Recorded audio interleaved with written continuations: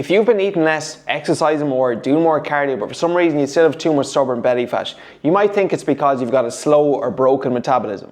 However, the reality is your metabolism doesn't really slow down until after the age of 60, but it is adaptive, meaning that sometimes you might burn more calories, sometimes you might burn less calories, and it's going to depend on your lifestyle, your routine, your habits, and your structure.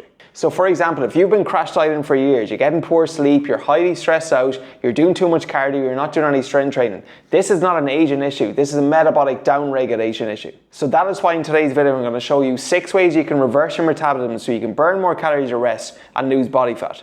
Now, for anyone who doesn't know me, my name is Adrian McDonald. I'm a high-performance health online coach. We help busy working professionals, business owners, and career-driven men get in shape fast using our 3-step system.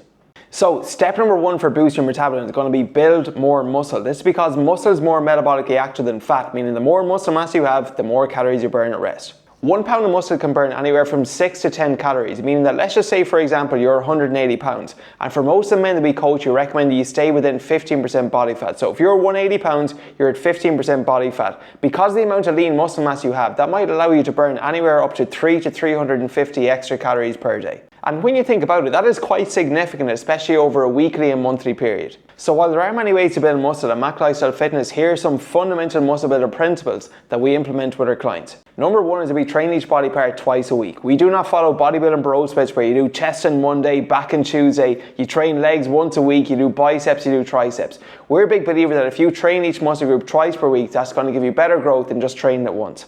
Next up, we prioritize the compound lifts. These are your movements like your squats, your bench, your deadlifts, your overhead press, your chin up and so on. Because the compound lifts, they essentially train multiple muscle groups at once. And if you simply just get stronger at the compound lifts, that's one of the most efficient and effective ways of building muscle and essentially increasing your metabolism. And number 3 is you train with the right amount of volume, intensity and effort. So volume is going to be the number of sets and reps you do per week. On average, the research indicates to build muscle, you want to train each muscle group roughly 10 sets per week, anywhere up to 20, okay? Next up is going to be intensity. So generally speaking, you must train at or close to failure. Usually we recommend our clients do that. For the compound lifts, the likes of deadlift, squats and bench press, leave 1 or 2 reps in the tank. This is simply because these exercises carry a higher risk of injury, and oftentimes that extra grinding rep or 2 can actually impact upon your recovery.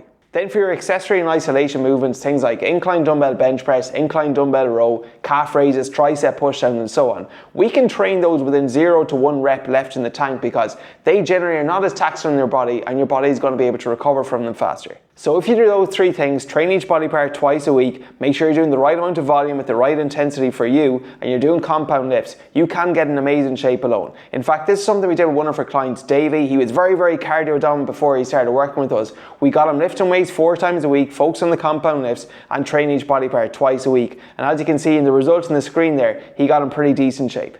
Step number 2 is going to be eat more protein, because protein has got a higher thermic effect of food than any other macronutrient, which means that the more protein you eat, the more calories you will burn in digestion. So for example, let's just say you consume 100 calories worth of a chicken breast.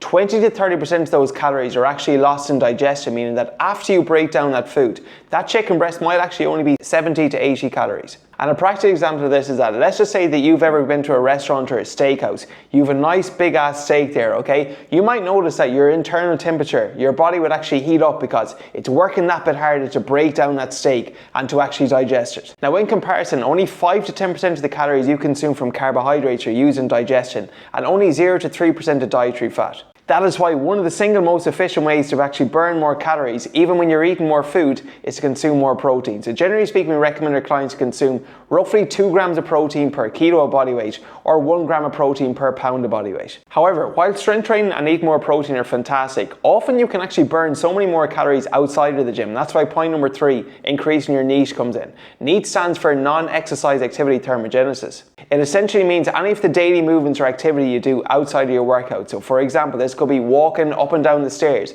It could be walking to and from the office at work, okay? It could just be moving and fidgeting more throughout the day. And I know for me, when I started learning more about NEAT, I realized that, okay, it's not just about the hour that you kill it in the gym, but it's rather the 23 hours outside of that too, you can burn lots of calories. I consciously started to increase my NEAT, and I built my leanest ever physique. So what I'd recommend everyone is, number 1, get a step tracker, okay, and monitor your steps on a daily basis. This is going to be a good indication of how many steps you're doing. Generally speaking, we recommend at least 8,000 a day.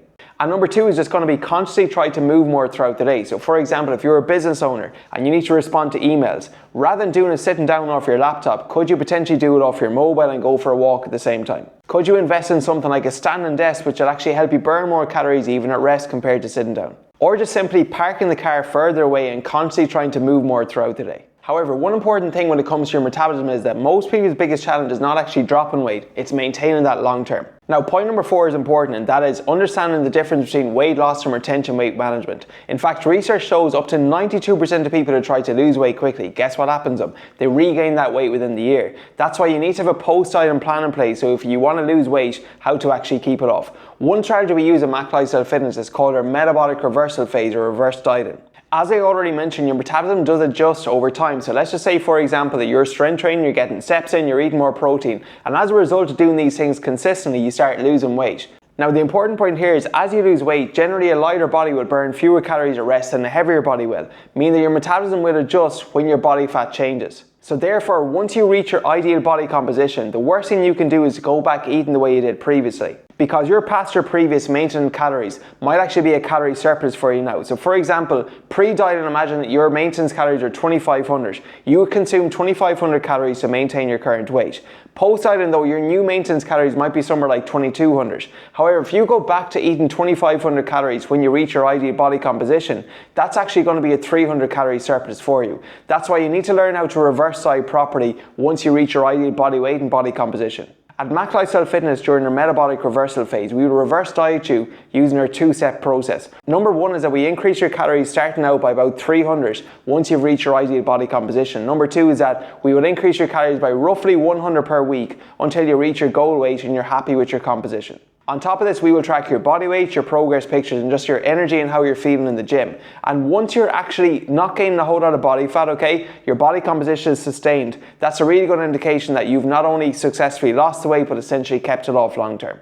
The benefit of reverse dieting is that it would essentially allow you to eat more food without gaining a whole ton of body fat. And this is something we did with one of our one-on-one clients, to mean whereby essentially after we finished the dieting phase, we gradually increased his calories over time. And as a result of this, he managed to keep the weight off long term. Now, step number 5 to increase your metabolism is to regulate your thyroid. This is just something I started learning about recently in the last 12 months. So your thyroid essentially regulates your metabolism. And if you've got a slow or underactive thyroid, this can actually cause metabolic slowdown. Now, things that can suppress your thyroid include being highly stressed, sleep deprived, and following low calorie diets. So 3 ways you can regulate your thyroid are: number 1, eating at least 2 Brazil nuts per day, because these contain your RDA amount of selenium. Selenium is really important for not only your thyroid function, but also your testosterone. Number 2 is using iodized salt. And number 3 is reducing your cortisol stress by getting at least 7 to 8 hours sleep a night. Getting enough sleep can reduce inflammation, which brings me on to point number 6, and that is eating more single ingredient whole foods. Because again, it's not just about the amount of calories you eat, it's also what your body is able to absorb.